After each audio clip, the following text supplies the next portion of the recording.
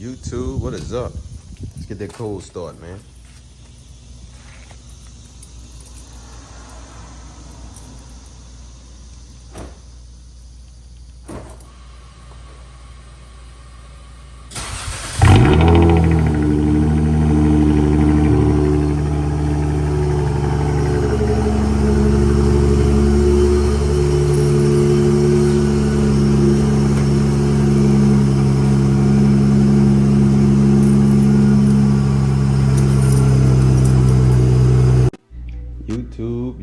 YouTube. We are back. We got the 300 back.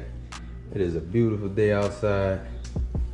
We cannot complain. So, I know it's been a while. But, I know y'all probably been wondering, man, what's taking so long? I'll tell you exactly what's been taking so long. So, we got the supercharger put on. That was the easy part, right? It was the tuning that is what held it up. So y'all seen in the last video, I dropped the car off. We ended up getting the car, they ended up sending the PCM off to be unlocked. And that process took like 8 days. Like from the day they sent it off, HP Tuners did the unlocking and then they received it back. It took about 8 days. So it was a Friday, I believe, when they received the PCM back. They didn't start the work on the car till the following Monday, if I'm not mistaken. And now they knocked that part out fast, right? So they called me. It just so happened that day I had got my lightweight alternator pulley. I was gonna get that put on, but when they called me and said it was ready, I was like, hell with it. I'm gonna get my car. We get that done some other time. I'm ready to drive it. So I go up there to get it. Get on the highway. I'm heading home, and the car would not shift out of 7th gear. And I have no idea why, but it wouldn't. And whenever I would, it wouldn't shift out of 7th. Yeah, it wouldn't shift out of 7th and go into 8th gear. I would force it into 8th with the paddles, and it would just start jerking as if it wanted to shut off, like it wanted to stall. But so obviously I turned this shit around, brought it straight back to him. Like, no, this is not right yet. I don't know how this passed any type of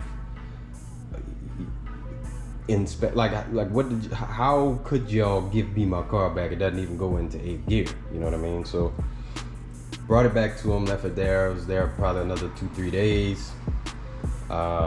They got that part right. They ended up fixing that. And then I wanted to go ahead and get a dyno run with my factory tires. So we ended up doing 2 sets of dyno runs, one with the Hellcat replicas on. Just in case you're new here, you have the 5-spoke Hellcat replica, 22-inch wheels on here. So we put those on.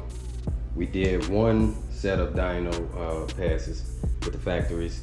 Car put down 442 horsepower and 391 torque, 392 torque, something like that. Really solid numbers with the factories, right? Now, I was aware we were gonna lose a bit with the Hellcat replicas on there, but I didn't know it would be as much, because with these wheels on, it only put down 418 horsepower and 361 or 62 torque, something like that. So big drop going from the factories to the aftermarket wheels, but still good numbers, you know what I mean? And this is the way I drive the car, when I drive it. So I wanted to actually know the numbers, like the difference, like really what am I forfeiting by wanting to look, baller with these wheels on it. So it is what it is. My goal from this point is to, with these wheels on it, get the car to where it's actually putting 450 to the ground. Obviously we already at 442 with the factories. It wouldn't be really a big deal to get it to 450 on the factories, because we're that close, you know what I mean? And they could actually tune it and get that, because the guy said off of this tune he could still squeeze maybe about another 12 to 15 horsepower out of it, but he just wanted me to try it out the way it is right now, see how I like it, you know what I mean? And then if necessary, we can go ahead and get that extra power in there, which we most likely will do, because again, It's at a good point right now. I can daily it, I can do all of that, but it's still not perfect just yet. Like in sport mode, it is almost impossible to drive in the city because the gas pedal is so touchy. Like every little touch and it's ready to go. You know, burning rubber. So they need to adjust the tuning. Like I don't know if there's a difference if they can adjust the tuning in sport versus normal drive, but the sport is just too much to be driving in the city. So the times I've driven it now, I've only, since I got the car back a couple days ago, I've only driven it maybe 3 times since then, and I haven't really did a ton of testing just yet to really see what she can do. Moving forward though, we're gonna get some dyno runs in, man. Not dyno, some 0 to 60 pulls. You know, if familiar, I got the taser in here, so I get all these extra screens. And we do have the performance page. He give up me, then they letting them go. He won't be back on the streets. Uh-oh. Right, King Von, you trying to give me a copyright strike, brother. But yeah, we got the performance pages in here, so we can test that good old 0 to 60 time and see how she does. You know, it has the horsepower, air intake, temperature, all that stuff. So we're gonna be doing that probably probably the next video. We'll either do that or I'll just give you guys a point of view of me driving. You know, I'll put the camera on my head mount and we'll. Oh, sorry about that, man. Apparently my camera overheated, so it shut itself off. So we're gonna continue with the phone. But anyways, man, we're gonna get those 0 to 60 runs, you know, see what type of times we can put down. Hopefully these tires will hook decent enough to, you know, that way we can pull off a good time. Anything under, you know, if it's 5 seconds, I'll be perfectly fine with that. You know what I mean? If like, I don't know, between 5 and 5.5 seconds, I'd be perfectly fine with that. I know there's plenty of guys with the Ripp Supercharger that are getting sub 4 second 0 to 60 times, you know what I mean? But they're also on factory wheels or some other, you know, light wheel that will allow that. We probably won't be able to get anywhere near that with these on the car. So we'll see, and we'll do some with the factories as well just to see the difference. Also got a little heat shield in there.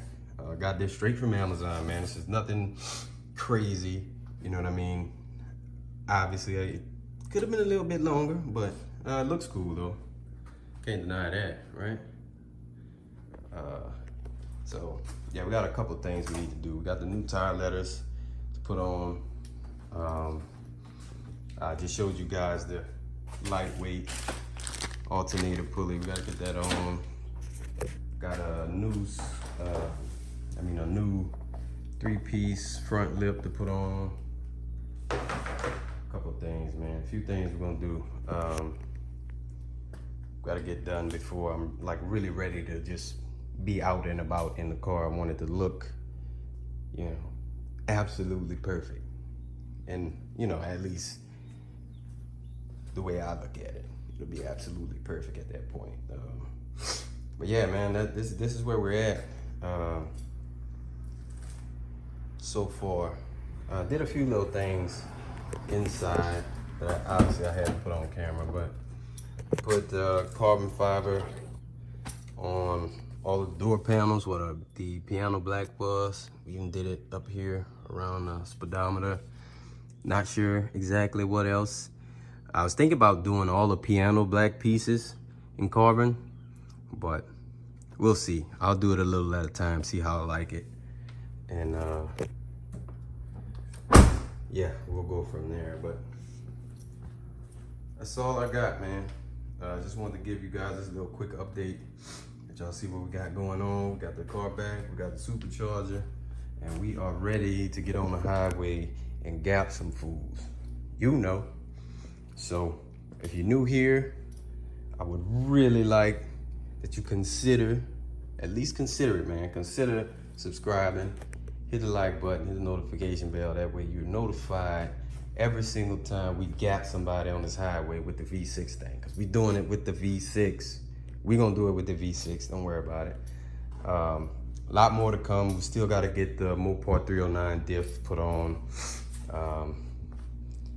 That'll definitely help out a lot with our torque figure. Like that'll put us over 400 in torque, I'm pretty sure. And if not with these, for sure with the factories, it'll be a good bit over 400. I'd like to think with that added. A couple more things. I've been kind of talking to some folks in the groups on Facebook.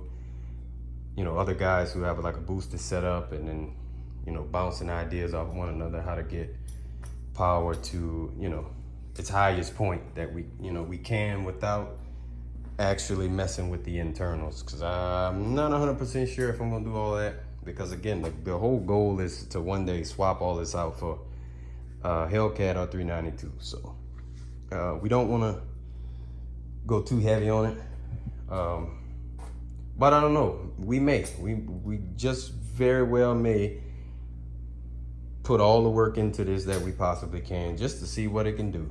You know what I mean? Just to see what we can achieve with this current setup. So if you were debating getting the Ripp Supercharger for your car at this moment, I would recommend it. Night and day difference. Car runs really well, idles really well, sounds great, which we're gonna get into that in the next video. I'll put some clips up, let y'all hear it, and then y'all get to hear it while I'm driving it as well. So y'all stay tuned for that, man. But it is hot as hell out here. This is like a 100-degree day, damn, close to it in Louisiana. So I'm about to get back in the house. So y'all be easy, man. I'll catch y'all on the next one. You know.